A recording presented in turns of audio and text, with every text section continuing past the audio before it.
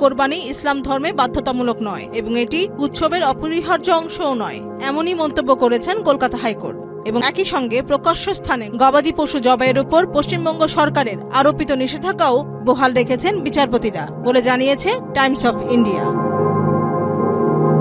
গত 20 মে আসন্ন ঈদুল আজহাকে সামনে রেখে জারি করা রাজ্য সরকারের পশু জবাই নিয়ন্ত্রণ সংক্রান্ত নির্দেশনার উপর স্থগিতাদেশ চেয়ে করা আবেদন খারিজ করে আদালত এই মন্তব্য করেন।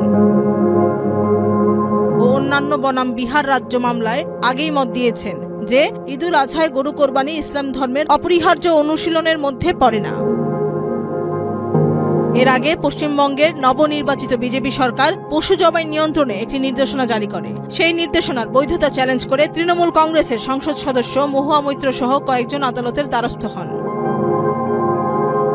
আবেদনকারীরা প্রাণী জবাই নিয়ন্ত্রণ আইন 1950-এর 12 ধারা অনুযায়ী ধর্মীয় কারণে বিশেষ ছাড়ের আবেদন জানান। তবে আদালত এ বিষয়ে সরাসরি কোনো ছাড় না দিয়ে সিদ্ধান্ত নেওয়ার দায়িত্ব রাজ্য সরকারের উপর ছেড়ে দেন।